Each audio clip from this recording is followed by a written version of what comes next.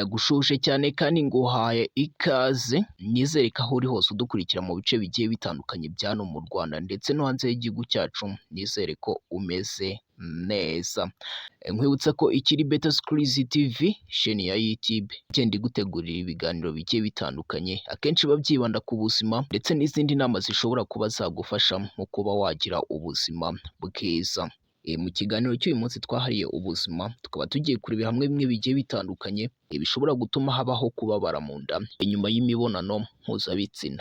Ibi ngibi rero bikaba bikunze kuba ku bagore, ariko bikaba biterwa n'impamvu zigiye zitandukanye, akenshi zikaba zituruka ku burwayi cyangwa ku makosa amwe n'amwe agenda akorwa n'igitsina gabo mu gihe bari gukora imibonano mpuzabitsina. Ni ibi ngibi tugiye kurebera hamwe uyu munsi, turaza kureba na bimwe bishobora kuba byagufasha mu kuba wagabanya iki kibazo ndetse n'inama zigiye zitandukanye ushobora kuba wagirwa kugira ngo iki kibazo kitazongera kukubaho. Imibonano mpuzabitsina akenshi yerekana ubumwe hagati y'igitsina gabo n'igitsina gore iyo babikora atari abahuje ibitsina, ndetse ikaba igihe cyo kwishima iyo bombi babyemeranyijweho. Akaba ariyo mpamvu usanga mu mico myinshi imibonano mpuzabitsina yemererwa abashakanye kuko ari ikimenyetso cy'urukundo n'ubumwe.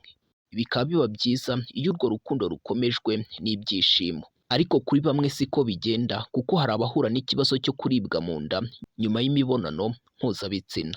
Kuribwa mu nda nyuma y'imibonano mpuzabitsina bishobora kuba ibintu bidafite icyo bitwaye cyangwa bikaba uburwayi bw'imyanya ndangagitsina. Akenshi iyo bikabije bisaba kwihutira kujya kwa muganga kuko iyo utinze bishobora kugukurizamo uburwayi butandukanye. Ubushakashatsi bwagaragaje ko hagati y'8 na 22% by'abagore bagira ikibazo cyo kuribwa mu gihe cyangwa nyuma y'imibonano mpuzabitsina.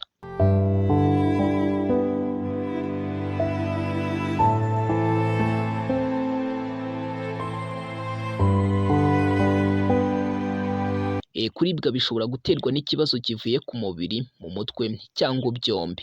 Tukaba tugiye kureba zimwe mu mpamvu zishobora gutera ubwo buribwe, uko bumera ndetse n'uko wabyitwaramo mu gihe bishobora kuba byakubayeho. Icya mbere, bishobora guterwa n'ibitekerezo byawe ku mibonano mpuzabitsina. Hari abo usanga bavuga ko baribwa mu gifu nyuma yaho. Nimba mbere yo gukora imibonano mpuzabitsina wumva ubwoba, umubabaro cyangwa utameze neza, bishobora kukuviramo kuribwa mu nda nyuma yayo. Icyo bisaba ni ugukora imibonano mpuzabitsina igihe wabitekerejeho neza kandi witeguye. Ikindi cya kabiri, kurangiza k'umugore. Nubwo bitamenyerewe na benshi, igitsina gore kigira ibyo bita orgasms cyangwa iherezo ry'imibonano mpuzabitsina tugenekereje mu kinyarwanda. Ibi ngibi rero bishobora gutera mu nda mu gihe umugore atabashije kurangiza. Ibi ngibi bishobora gutera mu nda mu gihe umugore yakoze imibonano mpuzabitsina ntarangize, bikaba ari ngombwa ko umugabo amenya ibyo umugore we akunda kugira ngo abashe kumugeza ku byishimo bye bya nyuma. Ibi ngibi byo ntacyo bitwaye kuko nyuma y'igihe runaka birarangira. Ikindi gishobora gutuma umugore aribwa nyuma y'imibonano mpuzabitsina, hari igitsina gabo cyageze kure mu mibonano mpuzabitsina. Nk'uko bamwe babitangaza, hari igihe mu gikorwa cy'imibonano mpuzabitsina igitsina cy'umugabo kigera kure kikaba cyakura no ku nkondo y'umura cyangwa kigahungabanya ibindi bigatuma aribwa. Abenshi nyuma bakaba bagira ibindi bimenyetso nk'iseseme, impiswi cyangwa impatwe bikamara nk'iminsi 2. Ibi ngibi bikaba biterwa na pozisiyo cyangwa uburyo iyo mibonano yakorewemo, kuko hari izituma igitsina cy'umugabo cyinjira kurenza ibisanzwe. Inama twakugira aha ni uko mwakwiga uburyo butababaza nyuma yaho kuko buhari ari bwinshi. Ikindi gishobora gutera iki kibazo, hari indwara yitwa endometriosis. Iyo umuntu ari mu mihango, hari uduce twa nyababyeyi tuvamo bigatera amaraso gusohoka muri icyo gihe. Endometriosis rero ni igihe utwo duce twa nyababyeyi tuvuyemo tukajya mu bindi bice by'umubiri nko mu dusabo tw'intanga. Iyo ufite iyi ndwara rero uraribwa cyane, haba mu gihe cy'imihango na nyuma y'imibonano mpuzabitsina.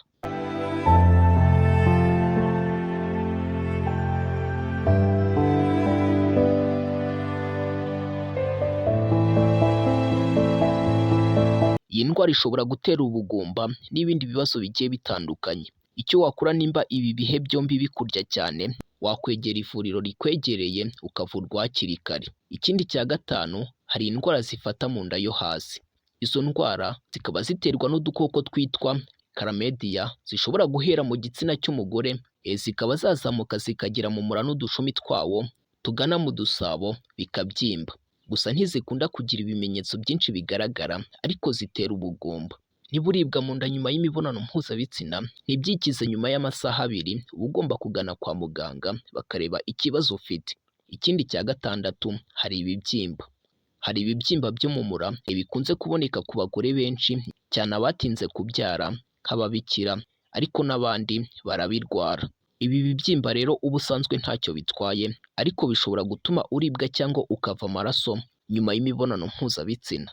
Nimba ibi byarakubayeho rero uba ugomba gusura muganga akakubwira uko byavurwa. Icya karindwi, ibibyimba by'udusabo.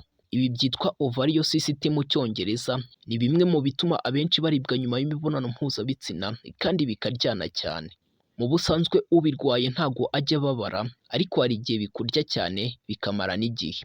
Ibi bibyimba si kanseri ariko tukaba tugirwa inama yo kubyivuza. Ikindi cya munani, hari udukoko. Ibi ngibi abenshi bakunze kubyita infection cyangwa ugereranyije akaba ari udukoko two mu myanya ndangagitsina twaba duterwa na bagiteri, ibihumyo, ibyo benshi bakunze kwita fangayi cyangwa virusi, kimwe mu bitera benshi kuribwa mu mibonano na nyuma yayo. Ibindi bimenyetso ni ukugira umuriro ndetse no kuzana uruzi mu gitsina, rwaba umweru cyangwa rusa n'amashyira.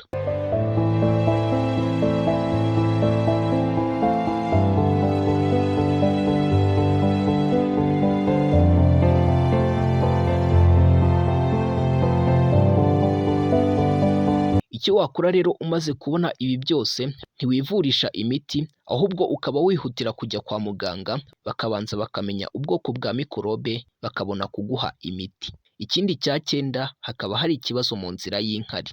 Indwara yose yo mu nzira y'inkari ikaba itera kubabara nyuma y'imibonano mpuzabitsina. Aha twavuga nk'iz'uruhago n'impyiko ndetse n'inzira yose. Kubera hakorerwa imibonano mpuzabitsina haturanye n'inzira y'inkari bikaba byongera uburibwe.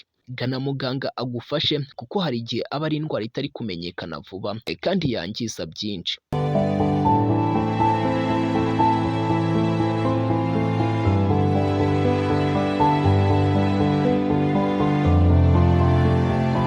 Ikindi cya 10 tukaba twavuga ibindi bibazo. Ibi twavuga nk'abantu bagira ikibazo ku masohoro cyangwa allergie, baribwa cyane aho ayo masohoro yakoze.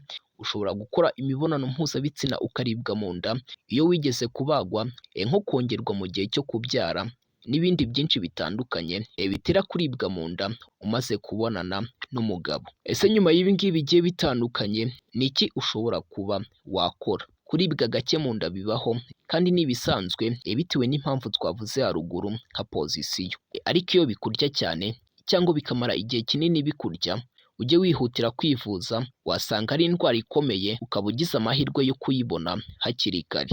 Indi nama ni uko mbere na nyuma yo gukora imibonano mpuzabitsina ubanza kunyara kugira ngo uruhago rube rurimo ubusa, binakurinde udukoko twinjiramo, bizagufasha no kwirinda kuzana uburibwe. Niba uzi ko ukunda kugira iki kibazo, gishobora kuba gituruka ku buryo mubikuramo cyangwa izindi ndwara twagiye tubona zitandukanye nk'ama infection, ibibyimba ndetse n'ibindi. Ndagushimiye wowe twabanye muri iki kiganiro kugira ngo tuzasubire ubutaha tugenda turebera hamwe n'ibindi bigiye bitandukanye, akenshi bigufasha kumenya byinshi bigiye bitandukanye ku buzima bwawe ndetse n'imikorere yabwo, tutibagiwe kugufasha gutunga amagara meza.